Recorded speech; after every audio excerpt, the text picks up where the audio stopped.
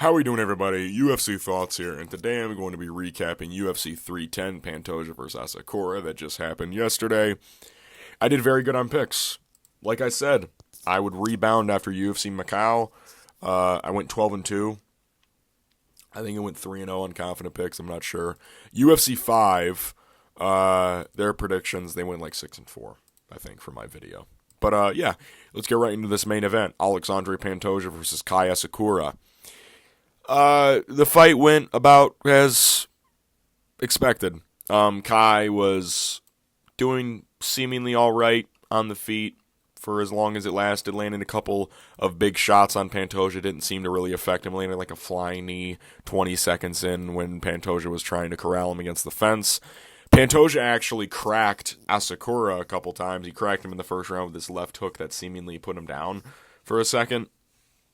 But on the ground, Kai was scrambling well in certain positions.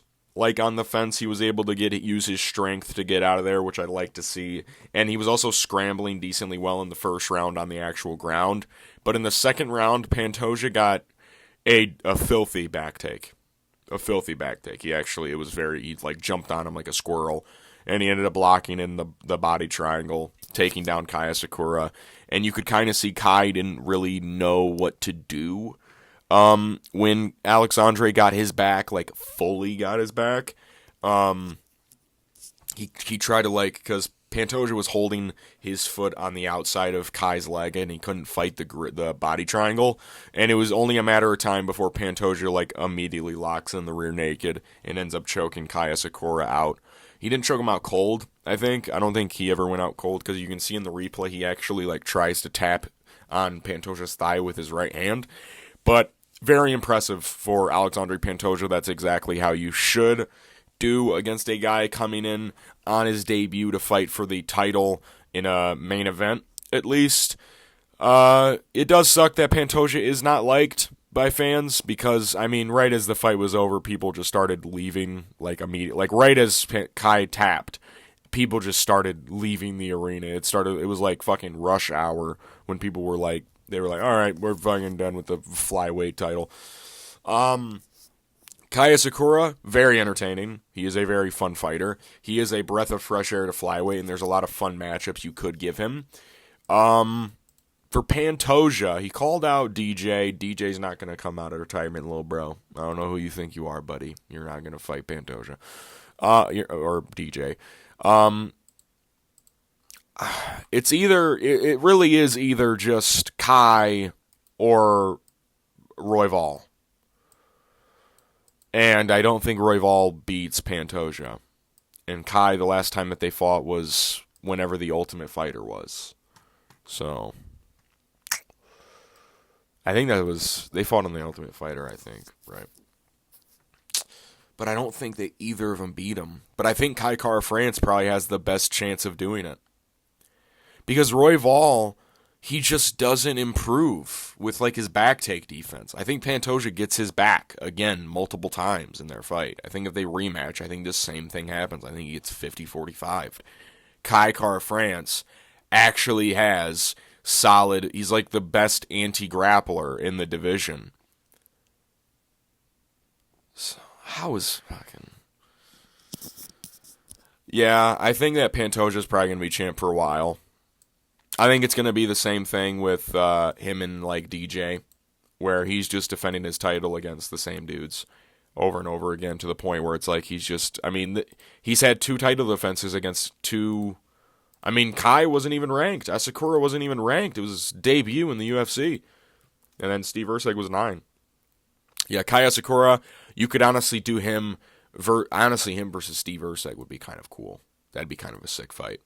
Who's a stand-up guy? Who's a fighter that just is on the feet? There's not a lot of people. I think Brandon Moreno would probably wrestle him.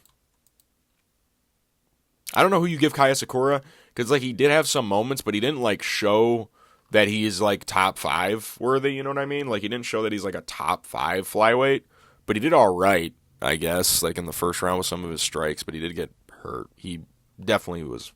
This is definitely what should happen to you in your debut in a title fight. But great win from Alexandre Pantoja. We move to the co-main event. Shavkat Rakhmonov versus Ian Machado Gary. We can't have shit as MMA fans, man. We can't have shit, dude. Like, we legit can't have anything cool in this sport. Shavkat Rakhmonov is officially just a aura merchant. He is just officially an aura merchant after this. I was more impressed with Ian Gary, I'll be honest. I was far more impressed with Ian Machado Gary in this fight. This fight proved to me that Shavkat does not beat Belal Muhammad, and he would have lost if he would have fought him tonight if Belal didn't get injured. Shavkat, his offensive wrestling, like I said, is not great. He was definitely way stronger than Ian Gary, which I said he would because Ian Gary is just weak. He is a weaker welterweight. That is what his big setback is that he's not strong enough. On the feet, dude, if Shavkat doesn't land those big shots in rounds 1 and 2, dude, he doesn't win those rounds. Ian Gary was literally a punch away from those 2 punches not landing from winning those rounds. Ian Gary clearly wins round 3 and 5. He was the guy closest to a finish.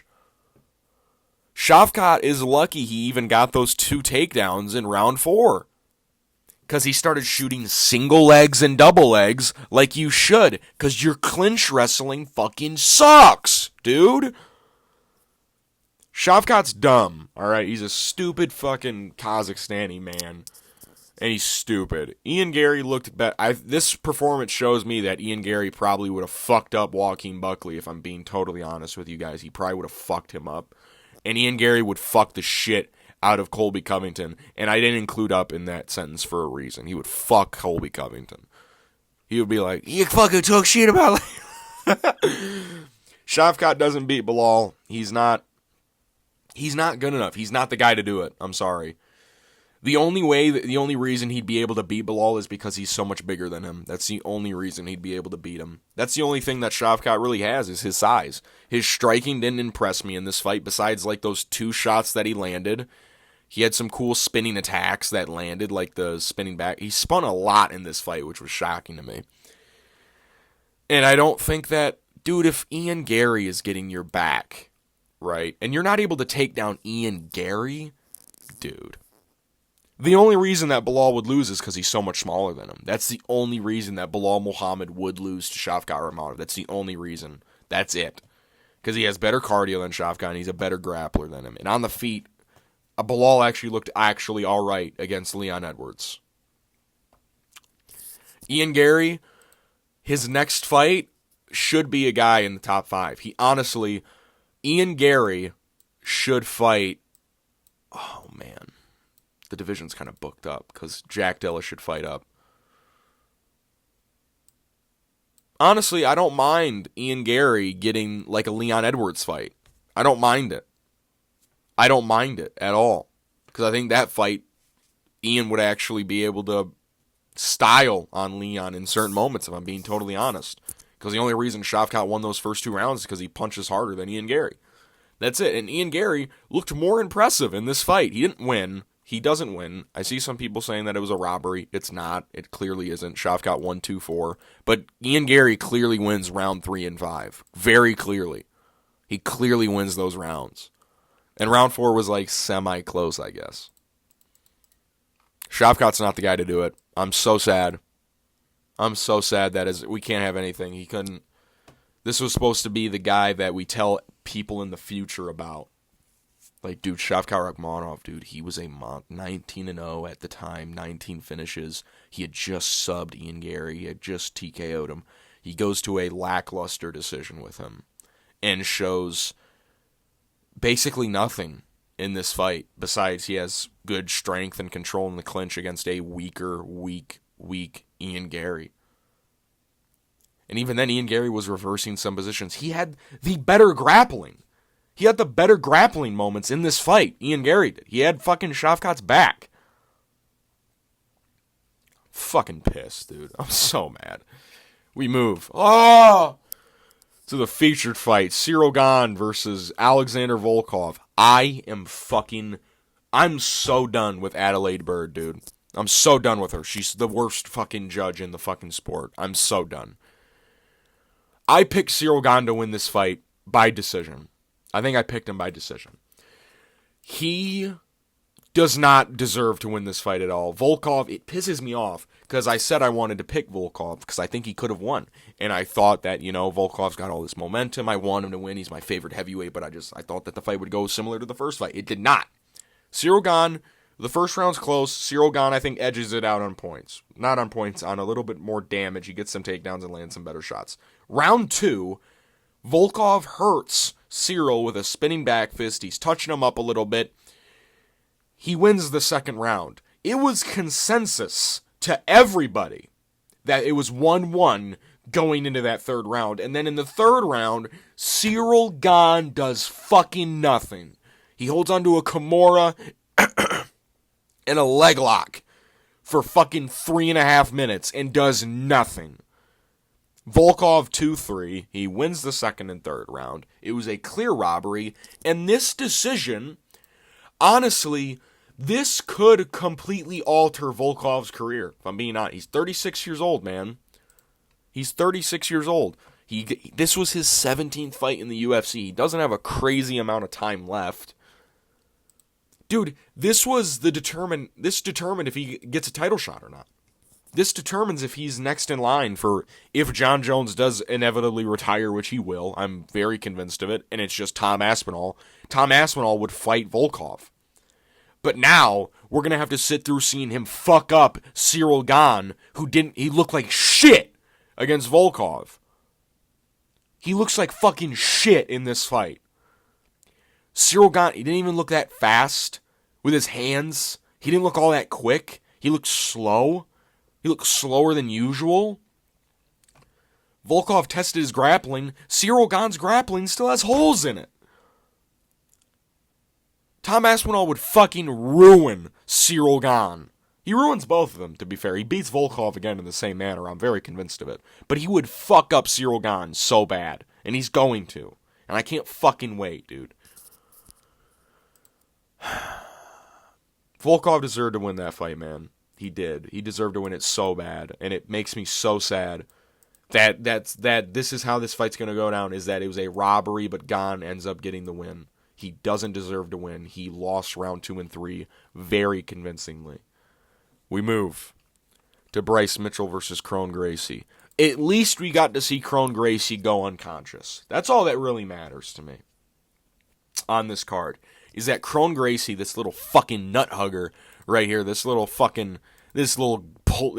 puller, this fucking disgrace to the sport of MMA, got fucking flatlined out cold by getting slammed by darn nasty Bryce Mitchell, brother. Oh my god, this guy gets fucking 2 pay-per-view slots in 2 fights, and he hasn't won a fight since 2019. Cut him from the sport. I don't care. I don't care that his last name's Gracie. He's fucking terrible at fighting.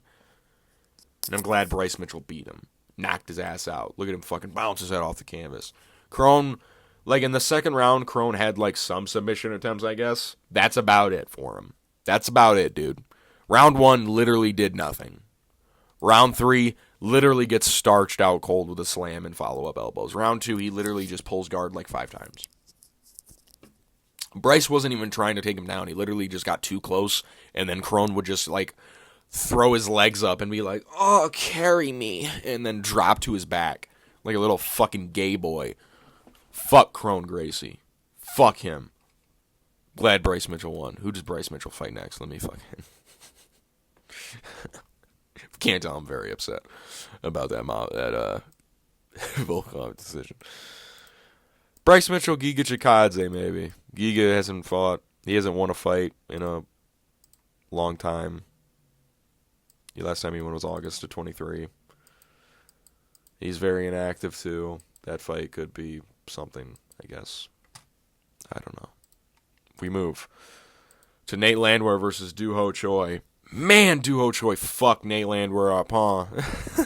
Nate the Train! See, baby. Dude, Nate did not look good in this fight at all, man. He looked very sloppy. And Duho Choi, fair to him, his defense actually looked good. He was slipping out of a lot of what Nate was throwing at him. Nate looked slower. Looked like age touched him just a little bit in this fight. Duho Choi, man, that's 2 in a row, man. 2 finishes. 2 finishes, man. People forget, man. This little Asian man was was a prospect in 2016, man. Duho Choi is coming into his own, man. Nate really couldn't get anything going on the feet. He rarely hit Duho Choi. There was like a moment, I forget if it was the second or first round, where it seemed like he tagged him a little bit and then he just got taken down. Duho Choi's grappling looked very good in this fight. Looked very good. I thought Nate Landwehr was going to be the one that was going to have a little bit more success with the grappling because, you know, he does wrestle a little bit. But Duho Choi's wrestling and grappling looked very superb in this fight. He massively improved. So, and his striking, of course, just looked spot on. He was tagging Nate Landwehr up. Round 1, I mean, he was just whooping his ass. And then round 3, that's where Nate kind of just goes like, fuck it, I'm just going to fucking Nate the train all over him. And then he overswings and gets taken down. And then gets put in a crucifix position. It was a weird stoppage, but I get it because Nate was like, he ate like 30 unanswered elbows. But they weren't like crazy shots. But great win for Duho Choi. Neither this or Bryce Mitchell-Crone Gracie should have been on the main card. Just saying. Based on the results. But I thought this fight was going to be way better than what it was. It was still alright, but not as what I expected, you know. But a great win for Duho Choi. We move to the feature prelim, Dominic Reyes versus Anthony Lionheart Smith. Anthony Smith lost again. Shocker. I don't want to be too mean because he did seem very upset and very sad after the fact because he did lose his best friend and he's contemplating retirement. He should retire. In my honest opinion, Anthony Smith should not fight again in the unified rules of mixed martial arts. He should use this as a way to exit the sport. He honestly looked alright early on, but then there was this moment that literally like changed the whole complexion of the first round where he was like, hit me. And he dropped his hands, like Dominic hit him with a jab and he just dropped his hands and he was like, hit me. And then Dominic landed like 8 straight punches to his face and ends up hurting him and pushes him back to the cage and just starts like walloping him. And then round 2 starts and Anthony tried to go for a takedown early on. Because Dominic threw a body kick and he tried to catch wrestle. And Dominic did not allow it to happen. And it led to the traditional curl up in a ball, holding a single leg, holding somebody's arm position that we always see from Anthony Smith, where he's just like 2-on-1 or he's going for a single leg and he's just like curled up on a ball against the fence for literally like the entire round. And Dominic was just unloading elbows and hammer fists for like 4 minutes of this round. And it's at that point, 14 seconds left in the round, you've let him take this much damage already. You know what I mean? Like, you just let him get fucked up for that long, and you're just going to be like, all right, I've seen enough. You should have seen enough when he was actually, like, unloading all the shots on fucking Anthony Smith. You fucking moron. Great win from Dominic Reyes. He looked all right. He did look all right, but it was more on the part of Anthony Smith just not being all mentally there and not being all that good. He should retire. He's given a lot to the sport. He's given a lot of damage to the sport. Jesus Christ, he's taking a lot of fucking damage. Dominic Reyes, you know, a guy like him, who should he be getting for a fight? Fucking maybe Volkan Oezdemir? Maybe? Yeah, Volkan Oezdemir seems like the fight to make. Honestly. That's the fight. Volkan number 9 versus Dominic. That makes a lot of sense, in my personal opinion. But yeah, great performance from Dominic Reyes, Anthony Smith. We love you, buddy, but you gotta leave sometime. We move to Vicente Luque versus Temba Garimbo. Make Temba Garimbo a favorite again. I dare you. I fucking dare you against Vicente Luque. Make him a favorite again. I dare you. Easiest underdog pick of my fucking life, brother. Temba Garimbo, what would you know? He gets clipped with a right hand and then immediately choked unconscious by Vicente Luque in under a minute. It's almost like somebody predicted this. I didn't predict submission, but I predicted knockout. And he did drop him with a right hand And again, one of those awkward positions where Temba's hands are all the way to fucking Narnia, and he's just like, ah! And then Vicente drops him, and then he's like, I'm gonna go for a single leg! And then Vicente locks up a Darce, and then Temba's like, great win from Vicente Luque, back in the win column for the first time since summer of 23, right? Yeah, August 2023. Vicente, like, I don't think that gives him, like, a fight up the rankings, per se. Please don't rebook him versus Nick Diaz, though. Please. Like, please don't rebook that fight. That fight makes no sense at all. It would just result in Nick Diaz getting fucking hammered in that fight. Don't let Nick Diaz fight Vicente Luque. If you do, it'll be the easiest fight of Vicente Luque's career. I'm being blunt with you. I'm being so blunt with you. This is the Vicente Luque we love to see. This is it. The action, the violence. This is it. Temba Garimbo, it sucks to see that a guy, you know, people were boasting about being all right. I knew he was a fraud, but I don't get why people were hyping him up. So I'm being dead ass with you. Like, he's not that great. But listen, he can beat Nico Price and Ramirez Brian Marsh. He ain't beating Vicente Luque, dude. Great win for Vicente. The Darce Knight rises. We move to Movsar Evloev versus Aljamain Sterling. To anybody, and I'm saying this to, like, people watching this video, to anybody calling this fight a robbery, you're dumb. I'm sorry, you're stupid. Aljamain Sterling, sure, you can maybe give him round one on control. Maybe. He outstruck him significantly. He got outstruck total strikes. And that was kind of the tale of the fight, the entire fight, especially in round 2 and round 3. Aljo was out-grappling Movsar Evloev for the most part. He was actually out-grappling him, which shows that there is a skill gap, like, there's a skill differential per division. There's a divisional skill gap. Because Aljo was, like, almost, I won't say easily out-grappling Movsar for most of this fight, but he was pretty, like, simple grappling against Movsar and dominating him for the most part. He was holding him against the fence very well. Aljo looked very good. The issue is, he exerted so much energy controlling Movsar that he only landed 45 strikes. 45 to Movsar's 136. That's the tale of this fight. Movsar doing things with his position, because Movsar would only have, like, a third or, like, maybe even half, possibly, of Aljo's control time. It's just that he would throw shit. You know what I mean? Like, he would actually throw shit when he got to those positions. Aljo wouldn't. He did nothing. And to be fair, Aljo's striking actually looked all right. But round 2, Aljo, was that when Movsar catches a kick and then hits him with a clean right hand and then takes him down? Was that round 2 or round 1? I forget. I think it's round 2. But Movsar did look a little lackluster in his performance on the feet. Aljo was using his kicks very well. His takedown entries were fucking great, man. He actually looked very good in this fight. It's just that he didn't do enough damage. He did nothing with position, and that is what gave the fight to Movsar. Honestly, Aljo could have won this fight. He honestly very well could have. He needed to do more. He needed to do more in this fight, because Movsar just did more damage. He landed more shots. That's it. Very high-level grappling match. It should have been on the main card. I don't care what anyone says. This fight deserved to be on the main card. I don't understand why it was on the prelims, because I think a lot of people thought it was going to be boring. And even though there wasn't, like, a ton of action, like, don't get me wrong, there wasn't a ton of action, but it was so high-level that it deserved to be observed by, you know, more people. And that's how my thoughts on it, at least. Neither of these guys beat Ilia Topuria. Anyways, Movsar would get, like, brutally KO'd by him, and Aljo probably the same.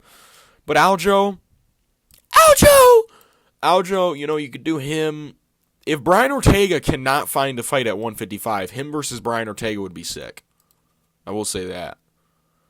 Or maybe Aljo versus maybe Lerone Murphy.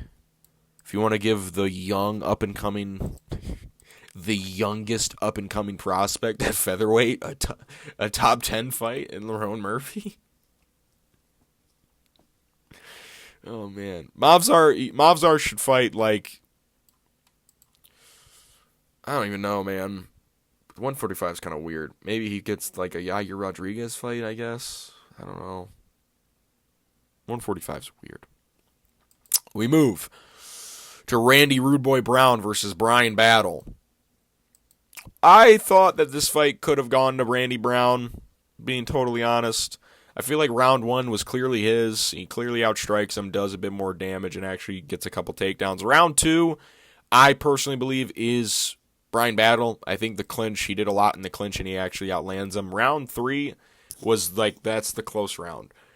I don't think Brian Battle does enough in the clinch positions to outweigh what Randy Brown was doing on the feet at range.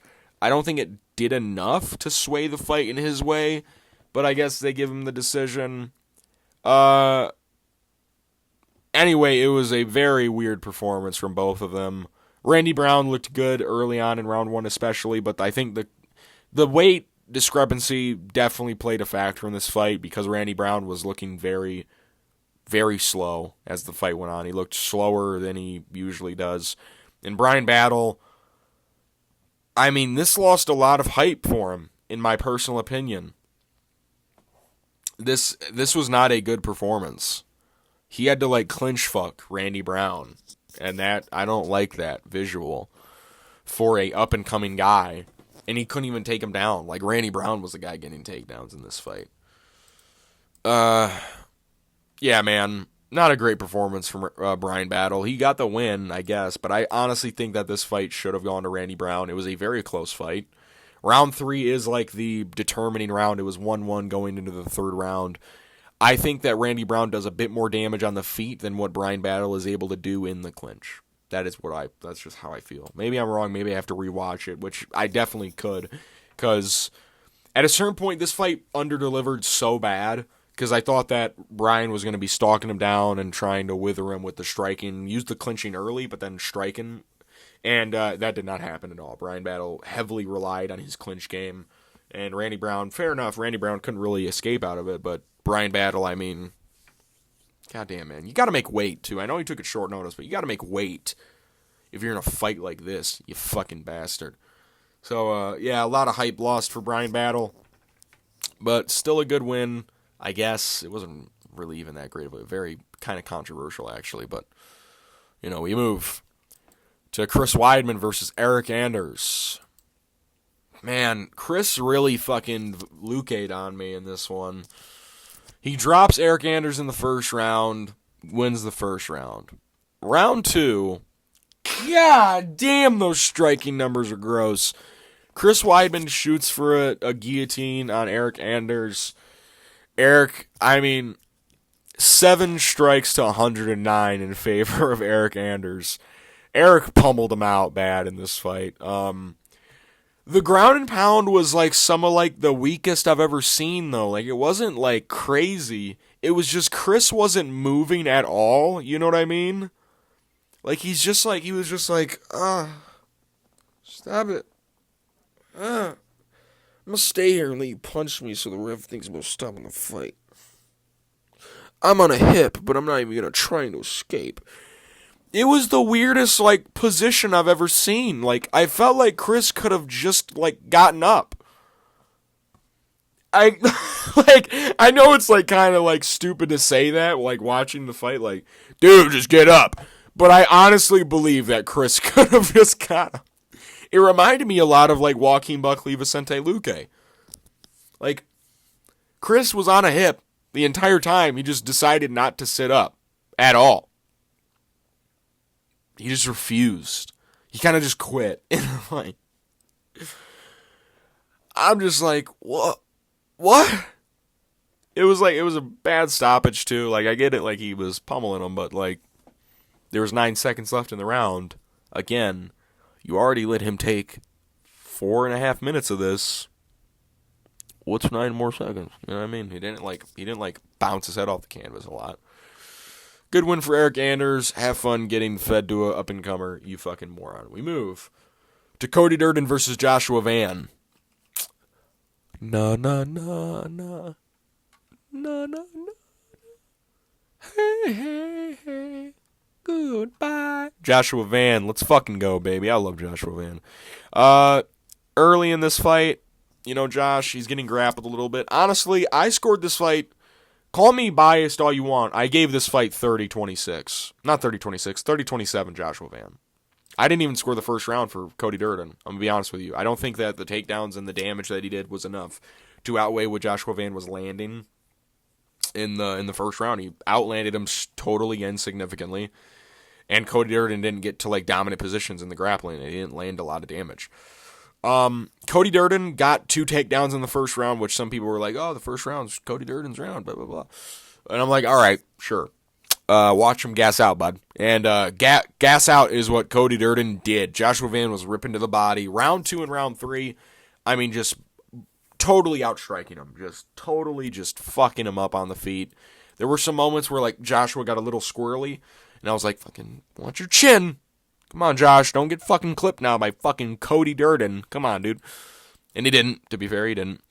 But in rounds 2 and 3, Cody Durden, I mean, dude, his takedown attempts were so bad. If you picked Cody Durden, I kind of feel bad for you, because it was he was probably one of the better underdog picks on the card, I'm being totally honest with you. It's just that he gassed out way harder than I thought he would. You know what I mean? He gassed out hard in this fight, and it was kind of shocking to me. But Joshua Van, I mean, just looked fresh in round 3, at the end of round 3, just totally piecing him up throughout the fight. Great fight. Fight of the night for sure, in my personal opinion.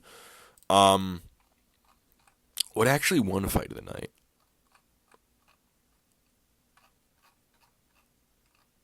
Did nothing win fight of the night? I guess nothing won fight of the night. Cool. But yeah, Joshua Van, great performance. Great way to breach into that top 15 of flyweight. I need him to take a little bit of time off. Come on, Josh, you fought, you got brutally KO'd in July, and you fought 2 times after that. That's not how that usually works. When that happens to people, they don't fight again. And same thing for Cody Durden, to be fair. He fought 2 times after getting knocked out in July, too. But, yeah, that's actually kind of a weird correlation between these two. Cody Durden out of the top 15 most likely come Monday or whenever they update the rankings. And then Joshua Van, great way to breach into that top 15. If he can just work on his defense and keep improving in the grappling, he didn't even look like that bad grappling-wise. He actually was defending pretty well and didn't allow Cody Durden to get to bad positions. He escaped very well and very, defensively well. Joshua Van might become a problem. Man, his cardio and pressure is very fucking good. Cody Durden's not an easy guy to do that to, and Joshua Van did. I mean, Cody Durden washed out Charles Johnson for 3 rounds, and I know that's, a guy that beat Joshua Van, but, Cody Durden, his cardio usually is, pretty fucking good, and Joshua Van's pressure really built up to him. So, great win for Joshua Van. We move to Michael Chiesa versus Max Griffin. Was Michael Chiesa the favorite at the end of this fight? Going into the fight? No way, right? I don't think he was. He shouldn't have been. Yeah, he wasn't. All right, good. Because on UFC.com he is. But yeah, great win for Michael Chiesa.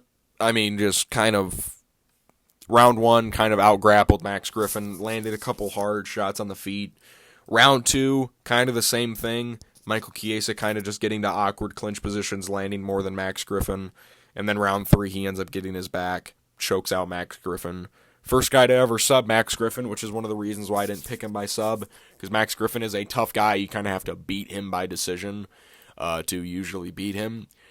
Honestly, great performance. That's hard to do against Max Griffin, to shut him out like that and completely outclass him in the grappling. I know the grappling is the weakest part of Max Griffin's game, but, I mean, he shut him out bad.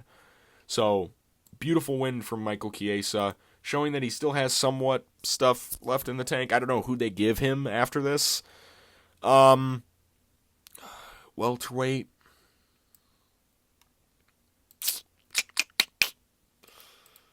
Who are some guys? Who are some dudes? I can't wait to see Jacoby Smith get a fight, man. That dude's a fucking animal.